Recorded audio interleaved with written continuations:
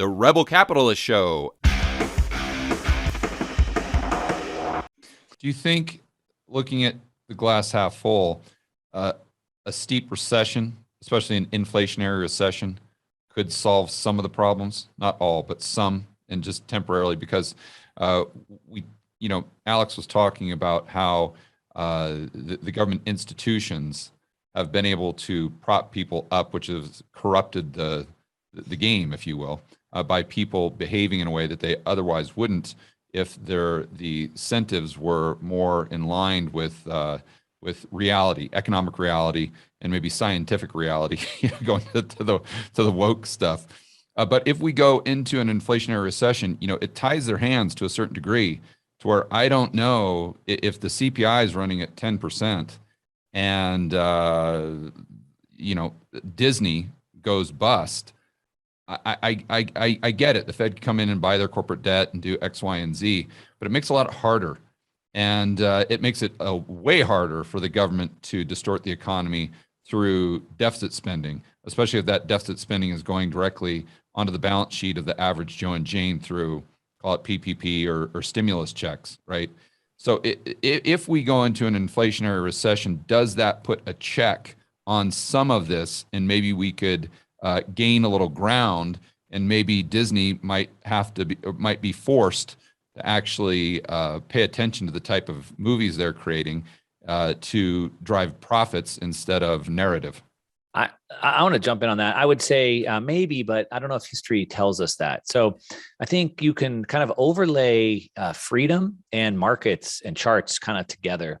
And we could almost think about freedom as being in a bear market. We're kind of like in a bear market for freedom right now. And you can kind of almost overlay this with a chart. I haven't actually done this work, but I've been thinking about it just in the last couple of weeks, because another show that we were on recently that we talked about this. But if you look at, like, when did Americans lose a massive amount of freedoms? Well, in FDR's New Deal, for example, right? So it was almost coming out of these big depressions. When did we lose more freedoms? The Patriot Act, coming out of the dot-com crash. And so it's almost like these recessions cause us to lose more freedoms. I understand the point that you're making about, because now their hands are a little bit more tied because of the inflation that we're sitting against. Of course, at the time of this recording, we just had this new Inflation Reduction Act, which is printing a bunch more money. I think I saw, maybe it was Doomberg tweeted, he said, "I can't wait till the Make Everyone Rich Act comes out." I think what it is I've been talking about this kind of blow off top of socialism, where we can't give more and more to the state, take care of my education, take care of my retirement, take care of my healthcare, just take care of everything. Take care of my kids.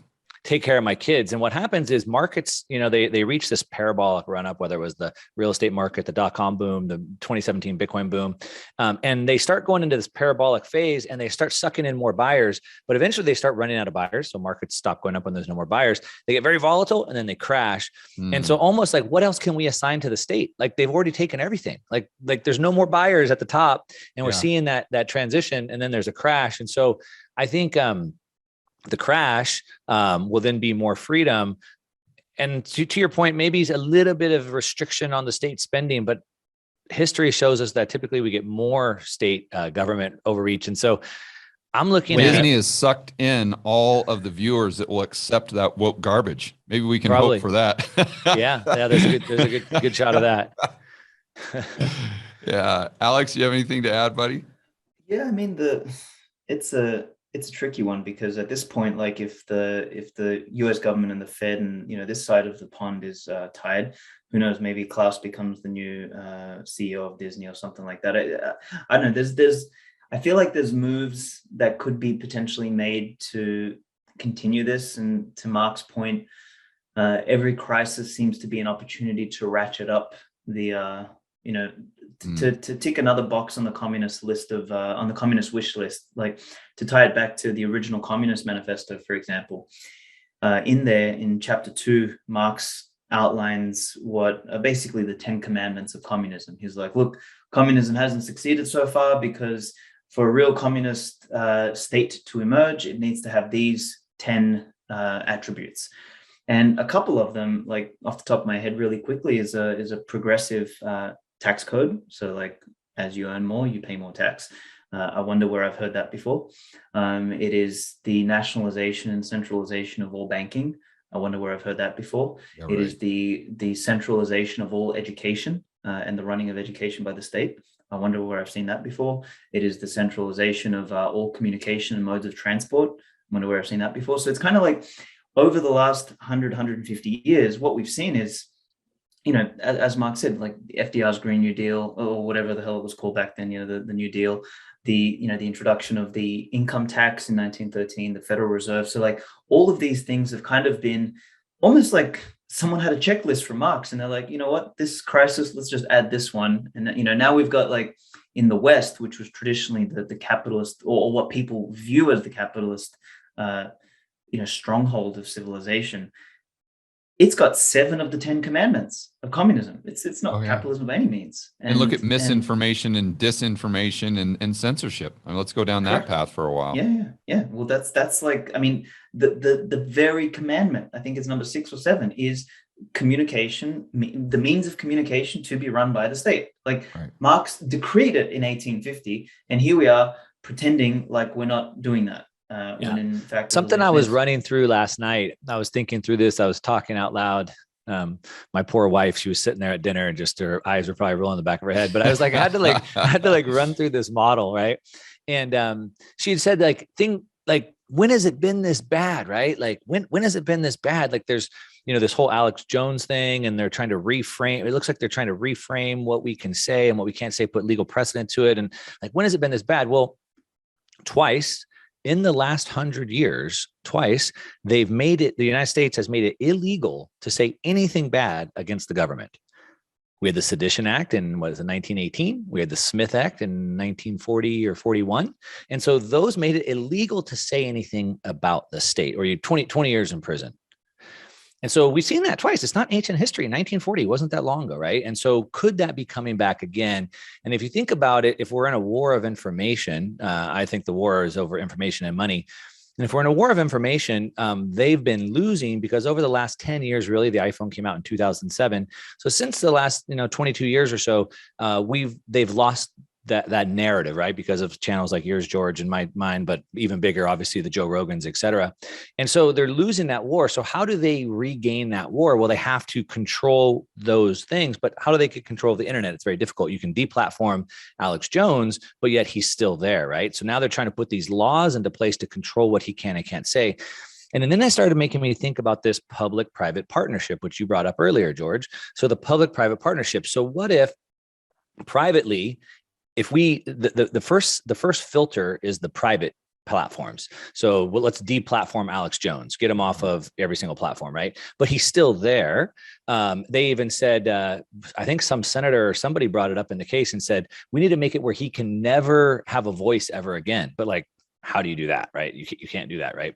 But what if this public-private partnership? So privately, the first filter is deplatforming, but what if they keep going afterwards? Well, that's where the public comes in, and now there's legal repercussions of that. And so now we have the Smith Act or Sedition Act type laws again, where now we can prosecute that.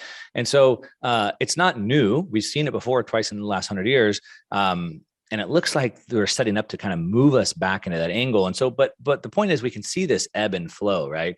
And so unfortunately it gets better, but history also tells us it gets worse, but the history tells us it gets better as well.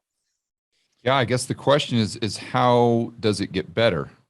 I mean, I'm sure that's what everyone watching this video is asking themselves, like, how do I enact change? How do I affect change? How can we get this ship sailing in a completely different direction and getting off the road to serfdom here? That's a big question. I think it starts with you can't expect the jailer to release you from prison if you keep paying him to imprison you, right? And I think to a large degree we're doing that. When people sit there and say, I'm against government, and then they turn around and continue using the US dollar, or continue, paying, all their taxes and all this sort of stuff. It's like you're feeding the very beast that you're supposedly against. And for me, that this is where I always say that there's multiple things we need to do. We need to build a parallel system, much like the Russians did as the Soviet Union was collapsing on top of them. What they did was they built parallel food networks, parallel communication networks, parallel all of these things. And the difference this time is that because we have technology and the ability for the state to basically surveil and project control or authority across the internet and the web, they have a huge advantage. But we also have an interesting advantage through the use of things like encryption and non-state money and things like that. So the stakes have kind of gotten higher, but the ability to kind of navigate around them still exists. Now, it does require a lot more technical competence than it did in the past, in previous revolutions. But the thing is that the state, or this, these weird institutions that exist to oppress us, their very power emanates from how we feed them through, using their money, through paying our so-called dues, through allowing them to, through sending our kids to their indoctrination camps, et cetera, et cetera. So I think the more we opt out of each of those layers, and if we think about it as a lead bullet problem, there's no silver bullet. The closest thing to a silver bullet, is the economic piece, which is stop using their money, like disempower them at that level, which this is once again why I think Bitcoin's such a big piece. But you can't just do it with Bitcoin alone. You need to do all the other things. So go and meet your local farmer and start getting kind of separated out from the food supply chain.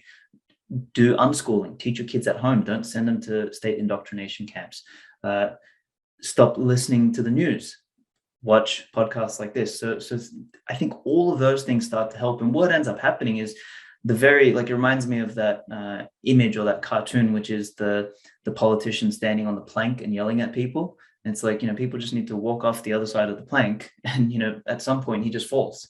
And that's really, and it's a process. That's the thing. And there's no like, yep, here we go. All of a sudden we're living this kind of world one day, and then tomorrow it's something else. It doesn't work like that. It's a process. Yeah.